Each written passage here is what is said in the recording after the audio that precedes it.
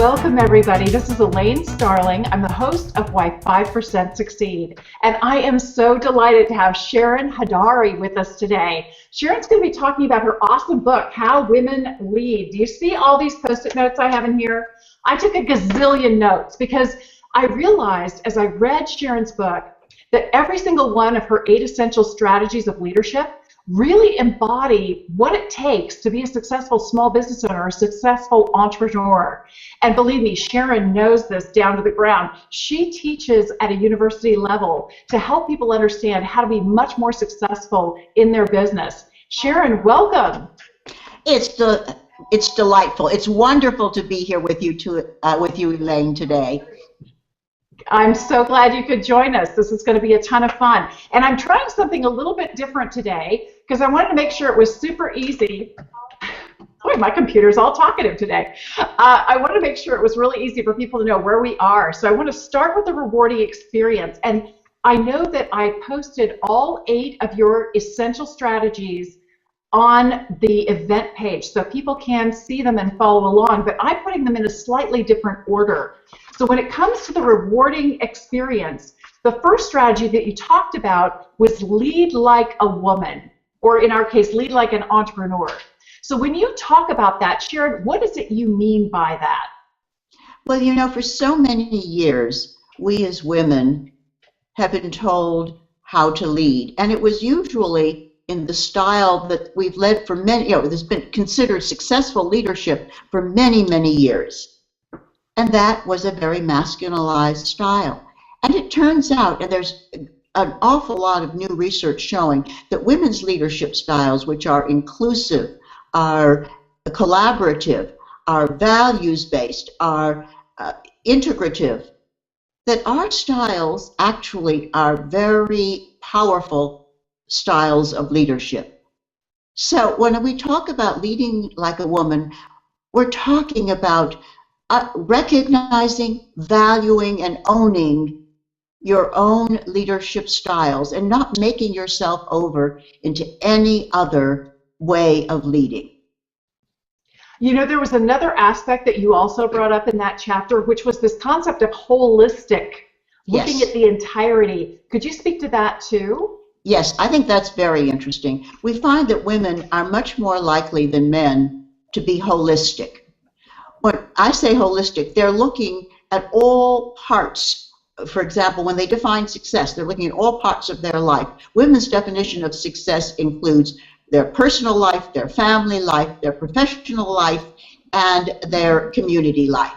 And when women look at issues in the workplace or any place else, they not only look at the facts and the numbers that are on the table, they bring a context of vision and values and mission and look at other things that may be affected. If it's in a company, in a business, they may look at personnel issues, organizational issues, and as a result, they see, number one, unintended consequences of a decision that others might not have seen, and they also see opportunities that may have been missed. So this holistic, integrative way of approaching decision-making, setting goal setting, setting a vision for themselves, all of these really tie together, and that's very powerful.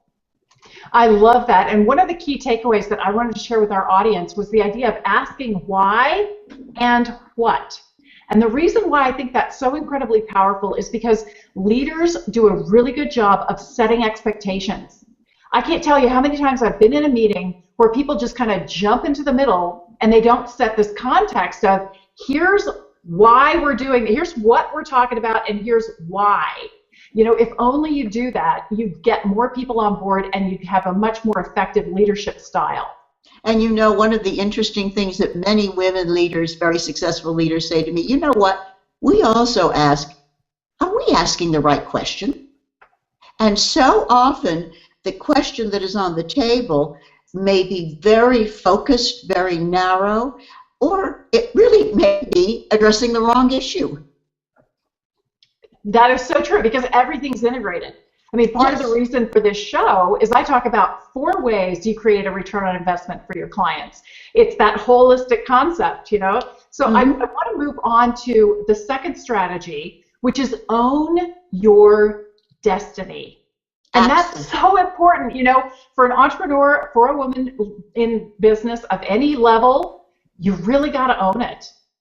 Exactly. And own your destiny has many parts to it. I think the first part of it is thinking about what is the value that you bring to every situation. What do you want to be known for? And then think about how do I portray that? How do I communicate that value? And oh, by the way, to communicate it consistently and in a powerful manner at all times. The second part is knowing what you want, what's important to you. You know, nobody knows you better than you know yourself.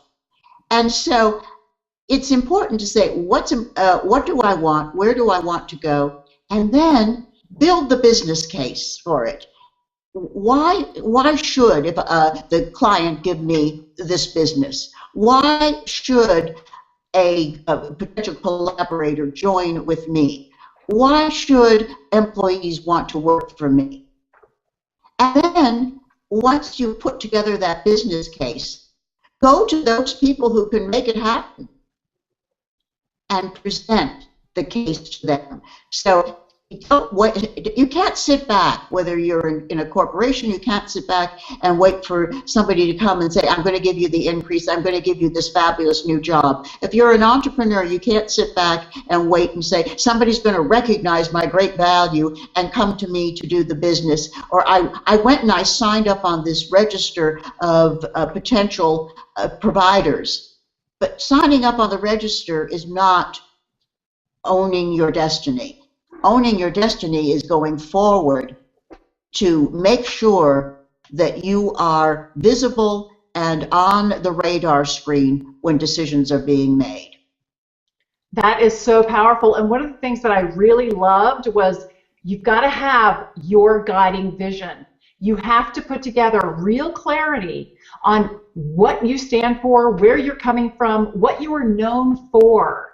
Is there a special question that people can ask themselves, or is there a technique that you use that you encourage people to try in order to define what their guiding vision is?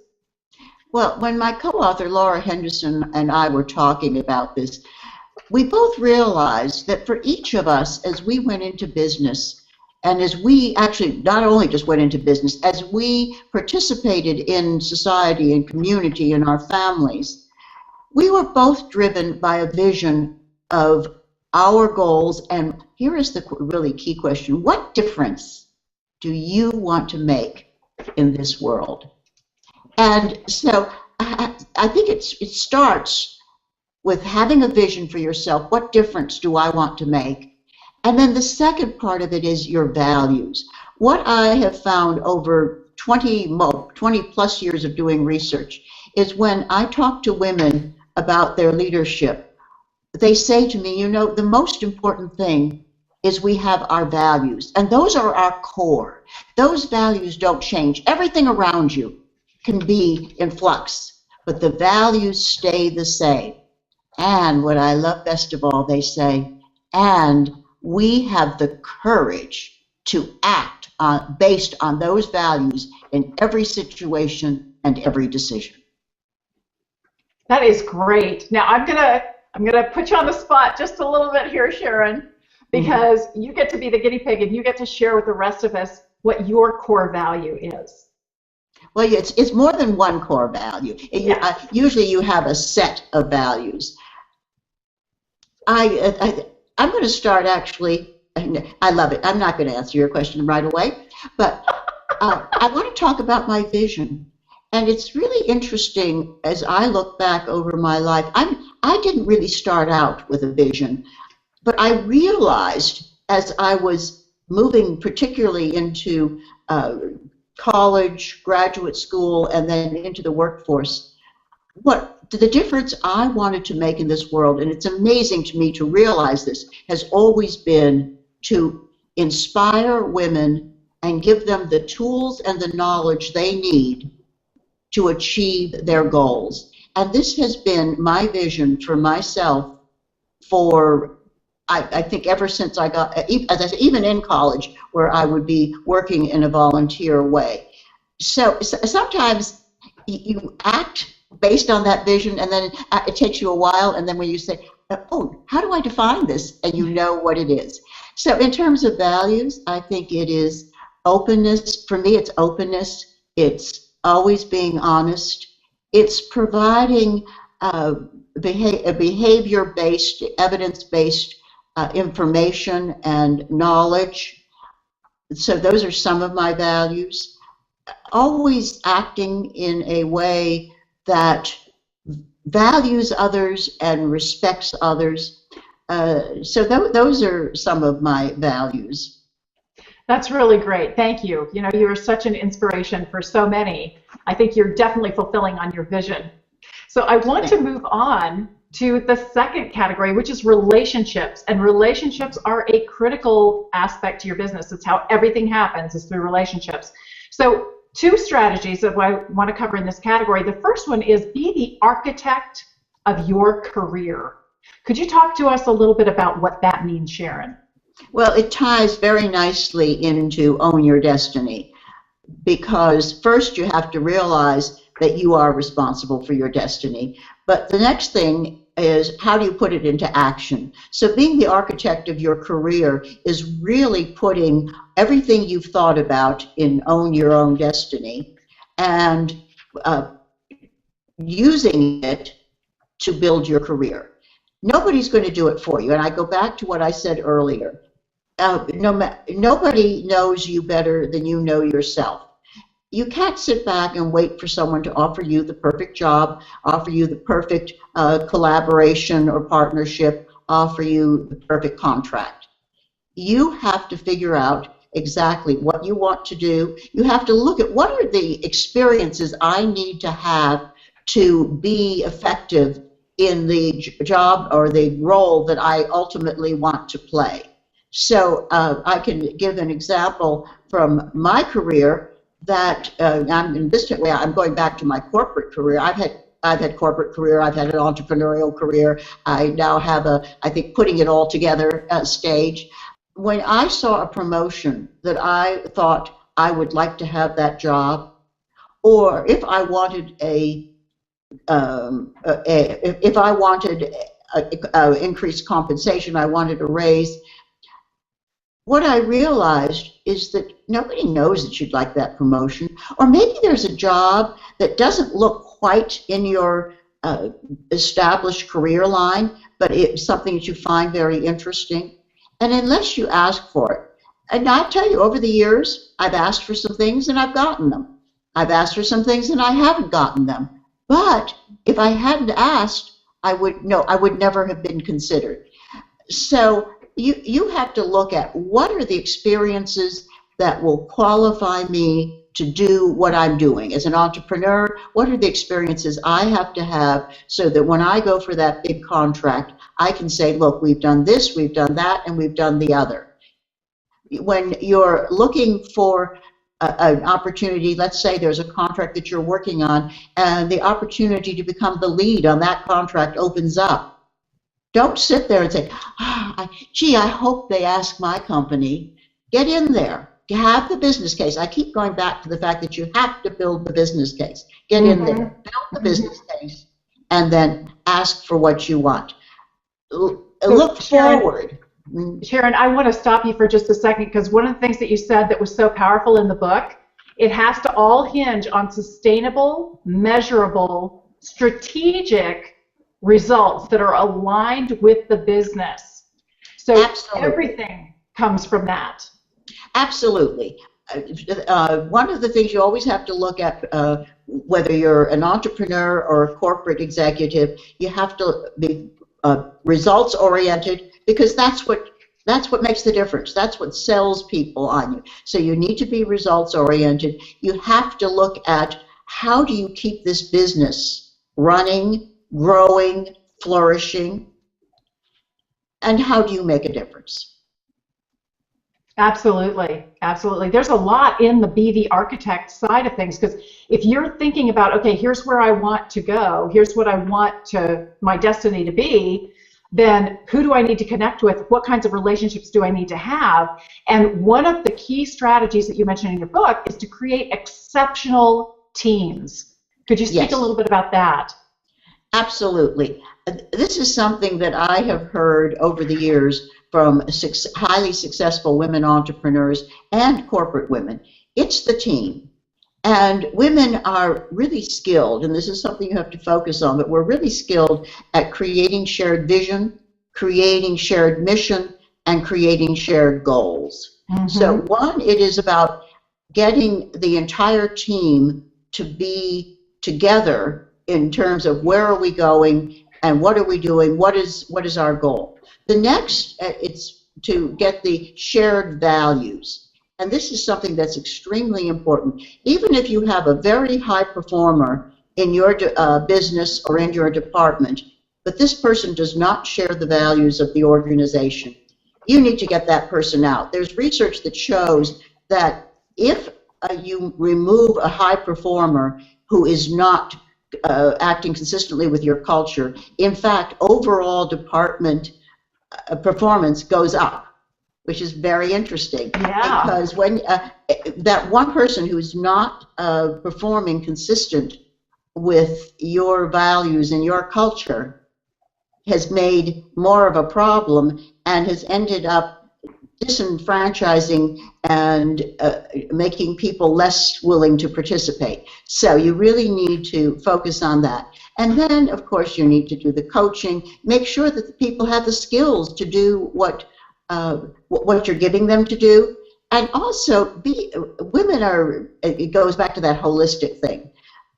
Women don't expect their employees to leave their personal goals and life outside the door in a box when they come to work. So women are really good at treating people and understanding that they are whole persons, that they may be a mother, a father, a sister, an aunt, an uncle, a child. They may be doing something in the community, and they bring all that to work with them. So in working and achieving and contributing to the organizational goals, you want to make sure that people are also learning skills and having experiences that contribute to their personal success outside of the business.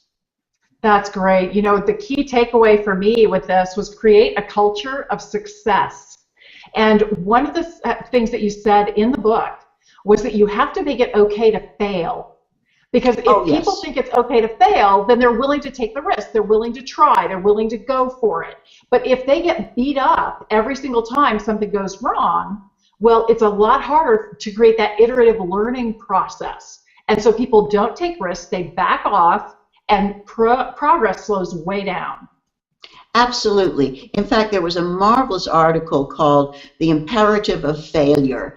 And so part of it is the fear, you want people to feel comfortable taking risks. But the other part of it is with today's technology, things are moving so fast that we no longer have the luxury of beta testing this and beta testing that, and we'll see if it works.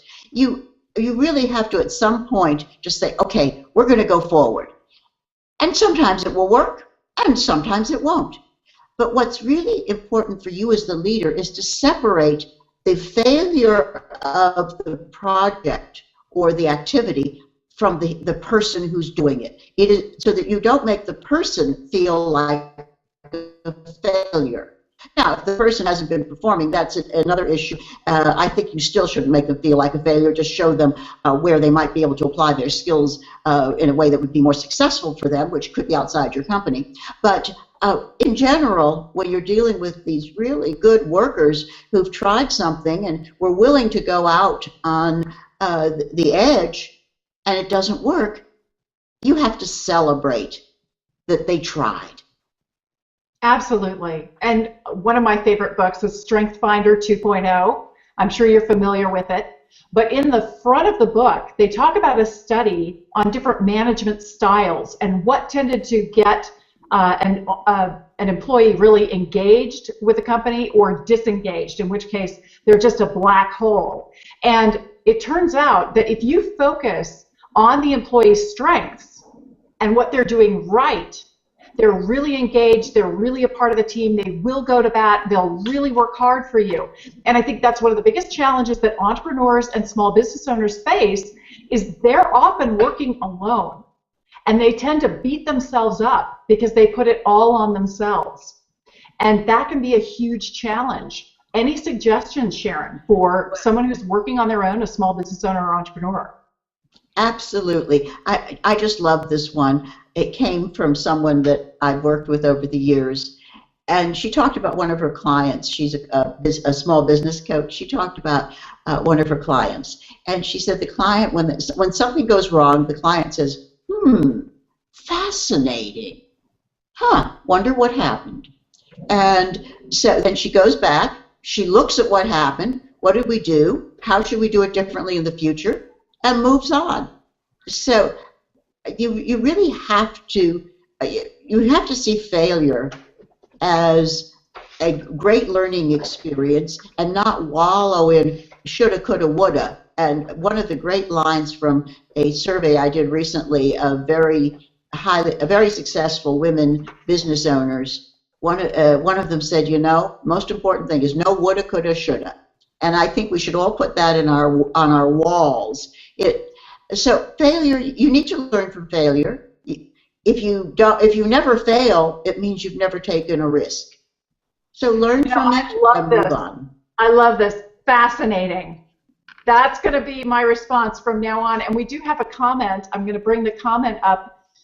Sharon, maybe you said it, from Elizabeth Childs, but could you expand on the holistic? Do you mean, like you said, drop dead weight, focus on results, etc.? What are you really talking about when you're talking about a holistic approach to business?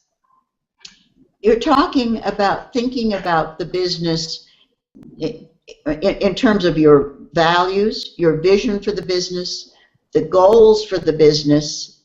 You also have to take into account the economy, the society that you're working in.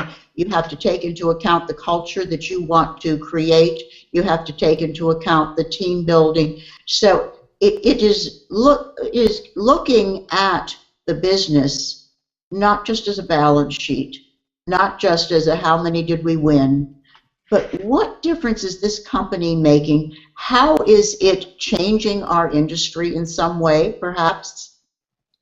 And how can we make sure that we're looking at all of the factors? And again, I go back to that. I think the factors are, what is the business and how are we doing? And you must always look at the health of the business and the health of the financials. But you also have to look at what is the culture, and what is the culture I want? Are we achieving that? You have to look at who the people are that are involved in the organization. You have to look at who your customers are. Are these the customers we want? Are we doing the kinds of services that we really want to do, or that somebody's asking us to do and we're saying, oh, well, we'll do it. Probably we can do it. So, and by the way, that's not to say sometimes a customer does come to you and ask you to do something that you've never done before and it turns out to be a great opportunity. But there's so many times when others are trying to tell you, oh, your company would be great at this, and it isn't really what you want your company to do. So that's what I mean about a holistic perspective on the business.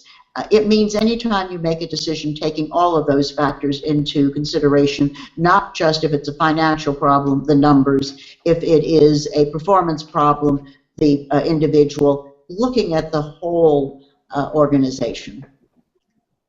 Thank you, Sharon. And I'm actually going to answer that question too, just slightly differently, because I have a structure that I use with all of my clients, and there are 4 different ways you create a return on investment. So when I think about thinking about your business holistically, it's first looking at the rewarding experience that you create for your customers, for your employees, for your alliance partners. Then looking at the relationships. That's the relationship between people, but it's also your processes and systems. How are those working? Thirdly, it's your reputation. That can also mean your positioning in the marketplace. Are you the low price leader? Are you the Rolls Royce? How are you structuring and positioning yourself? And that also has to do with your partnerships that you have in place. And then lastly, it's the revenue. How are you making money, saving money, and making people feel like $1,000,000? When you take all four of those types of return on investment into account, you truly have a holistic perspective on your business. Now, I want to move on because Sharon has so much great information in how women lead, and I don't want you to miss anything. Let's talk about the third thing, which is reputation. Sharon, you have a strategy which is advocate unabashedly for yourself. And I know that a lot of women, a lot of entrepreneurs really feel uncomfortable with that. Can you tell us what's a great tip or a hint on how to just move through that and do it anyway? Well, and again, I'm almost beginning to sound repetitive, but again, it keeps going back to only you know what you want. And if you don't ask for it, nobody's going to think about it. But you have to be strong and powerful in presenting your value. So advocate for yourself unabashedly starts out with that, what is my personal brand and how do I want to communicate it? But then it also moves on to how do you become visible in the community? How do you make sure that people think of you first?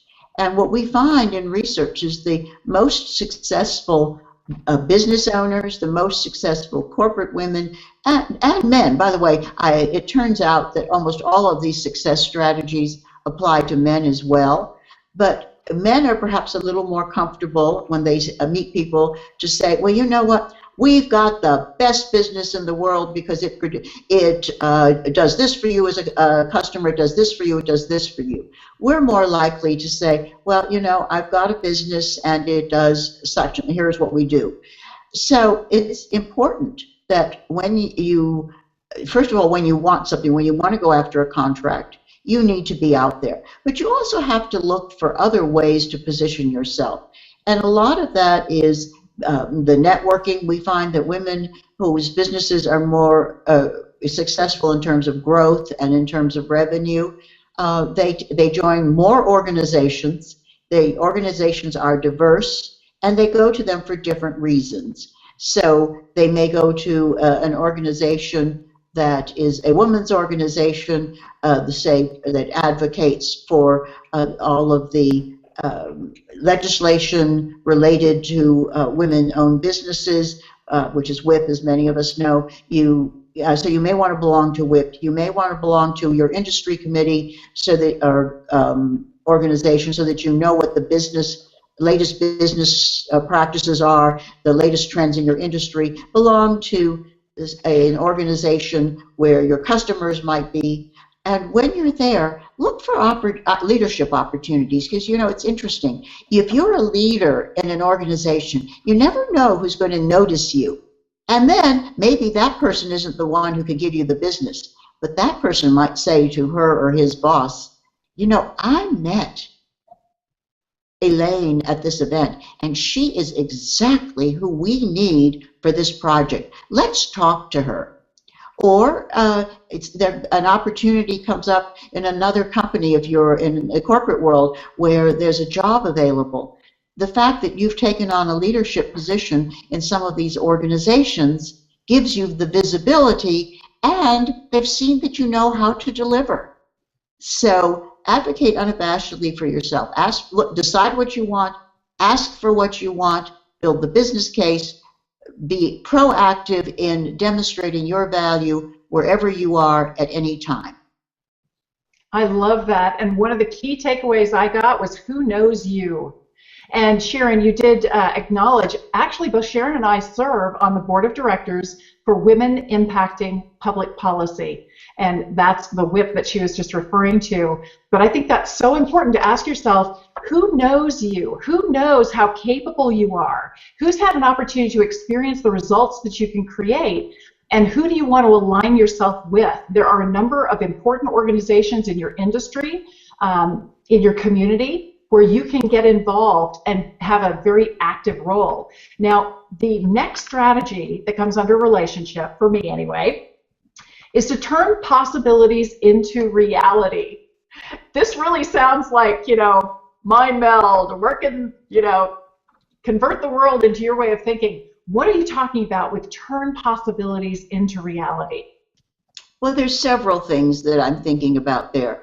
One is we as women always need to be reaching forward and reaching back.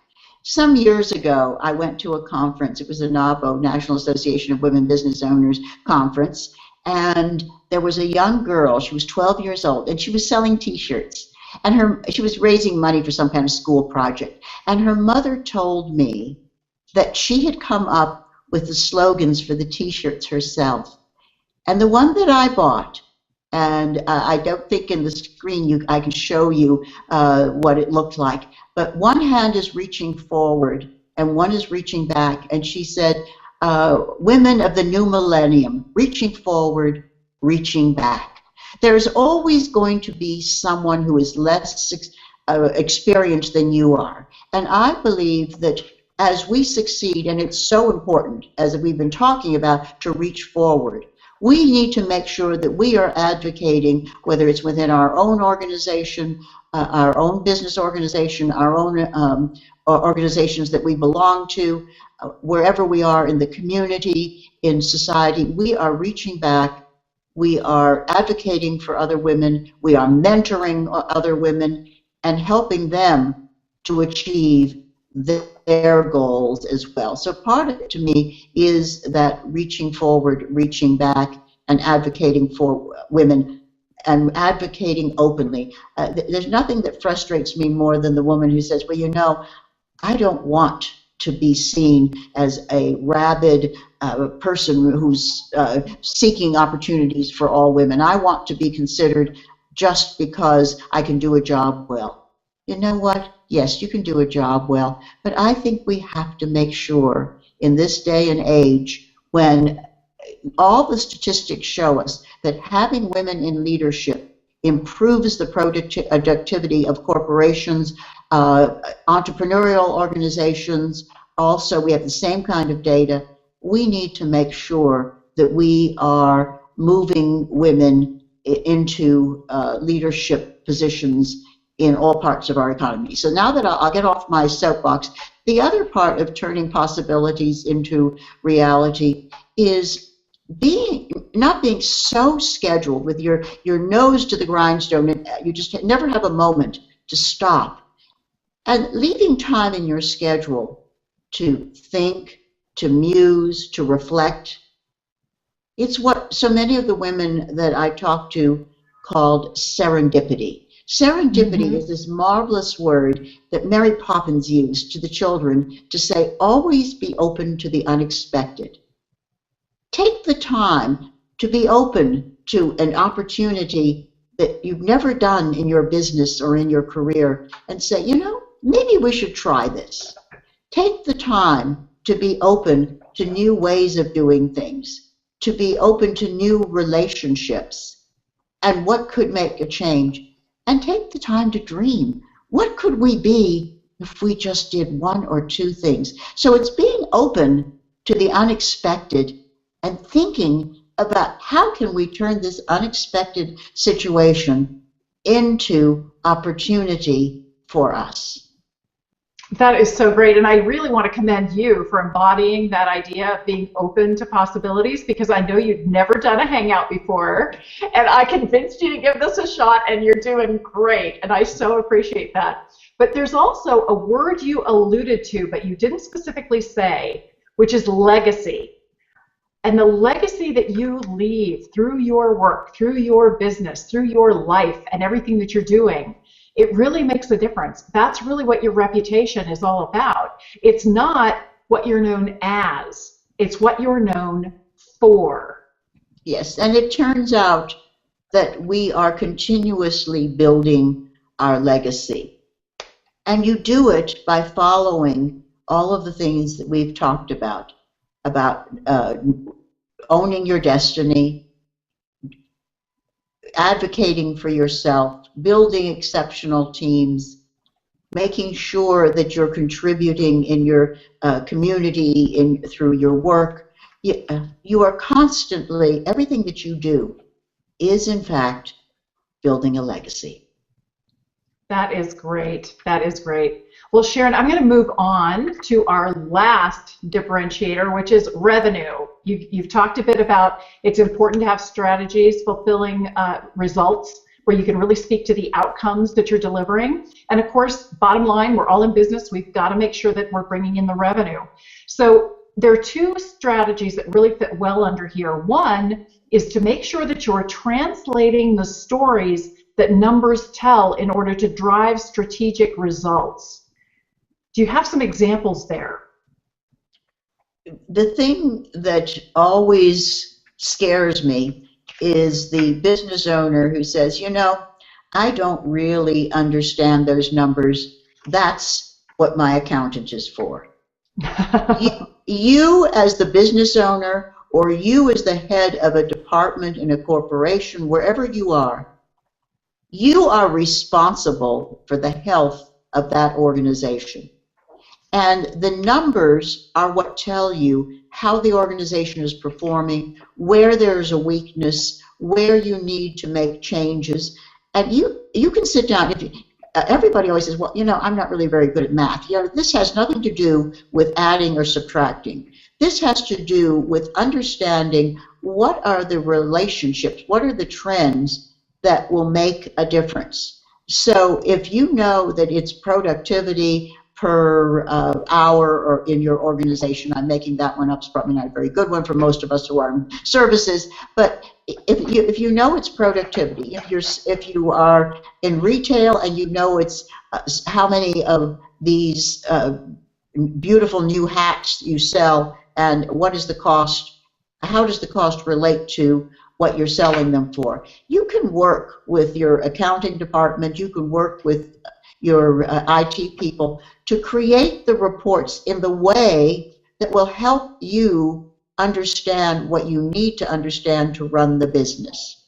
So it's very important to learn what it is the numbers are telling you. Turn them into a story as opposed to, oh, is it 1 + 1 + 3 divided by 42?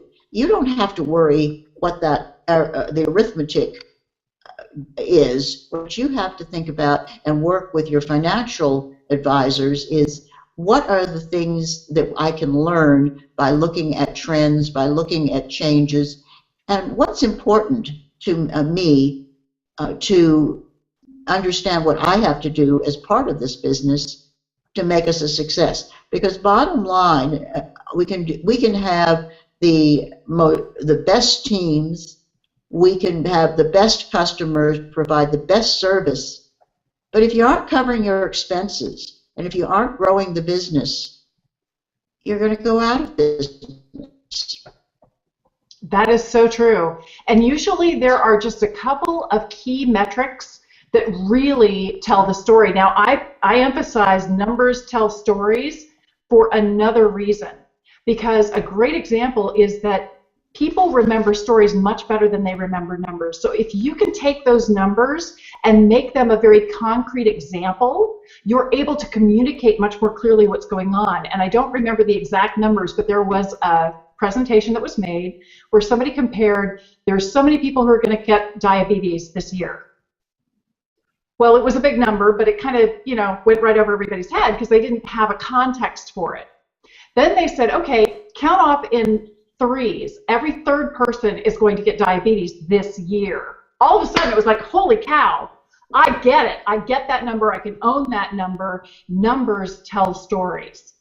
Yeah, and you have to, as you say, you have to figure out what those stories are. I know one highly successful woman business owner who shall remain nameless because of the story I'm going to tell, but I remember when she first went into business, and she said to me, Sharon, I just don't understand these reports. And she heard my 8 success strategies, and she listened.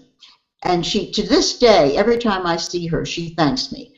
Because she said she went home, she called her accountant, and said, you know what, here are the things I need to know. Will you I think it's every week, will you actually present this in a graphic presentation? So it's not, she doesn't get numbers. What she gets is a graphic presentation that shows her the trends, shows her where the problems are. And today, her business is flourishing.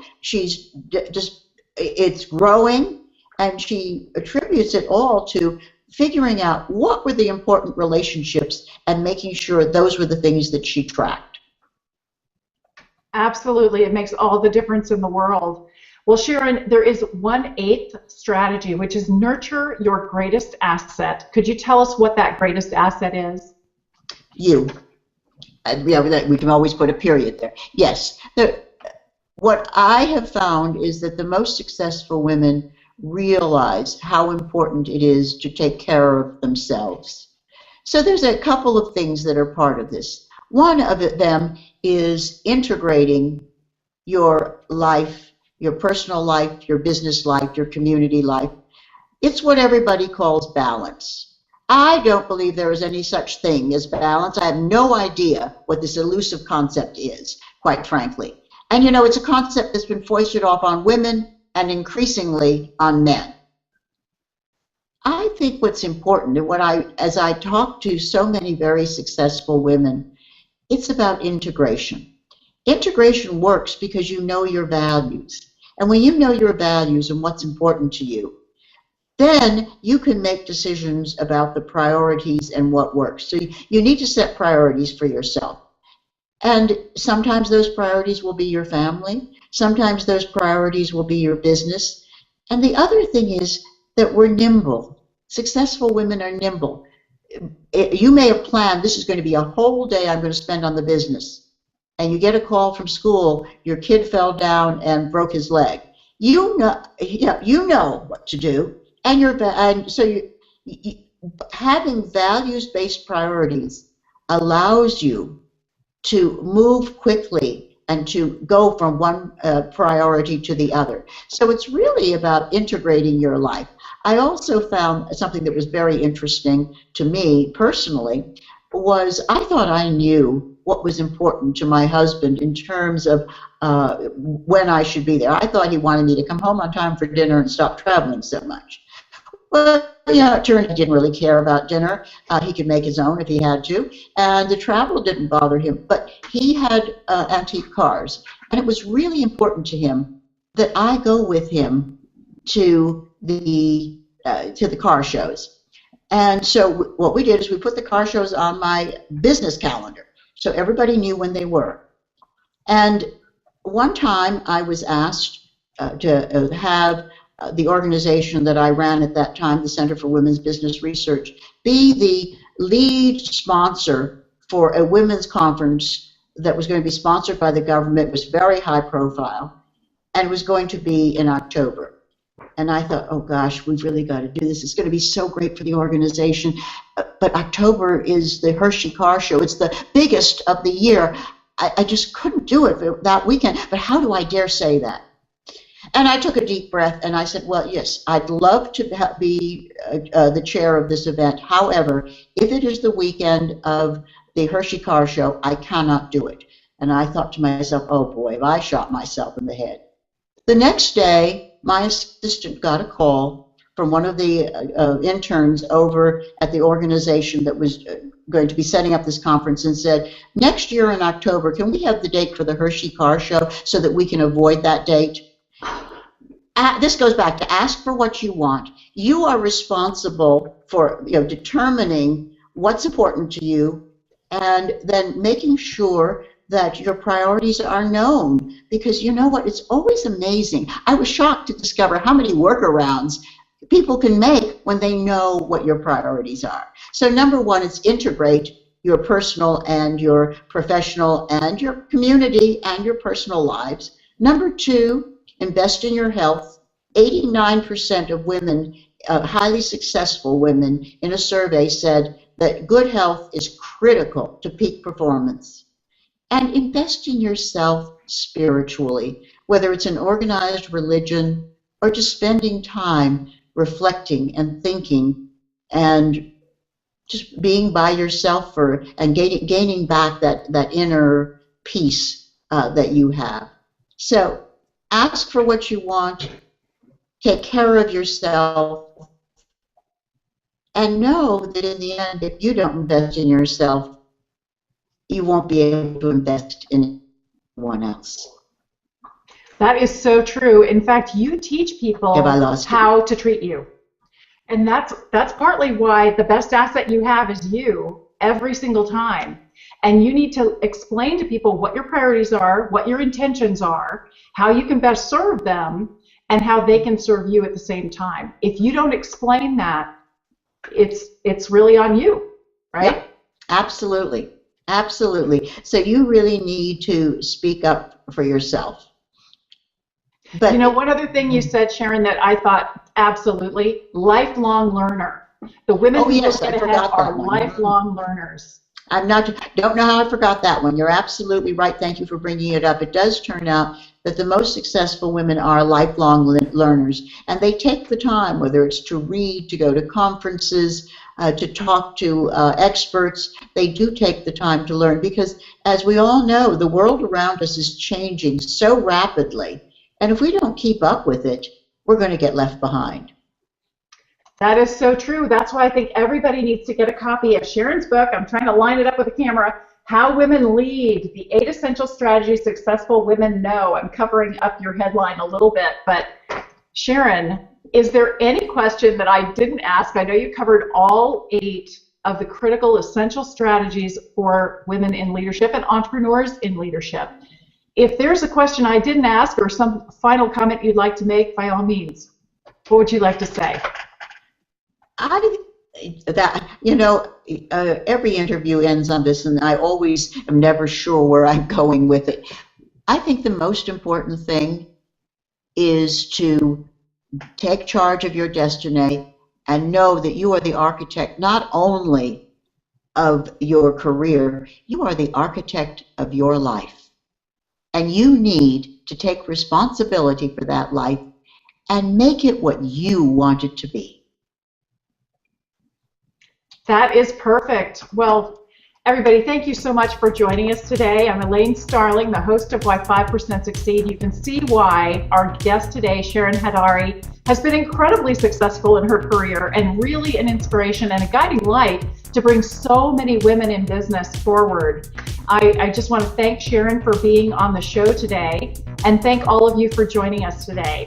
I'll see you next week on October 1st at 1 p.m. Pacific. Take care, everybody.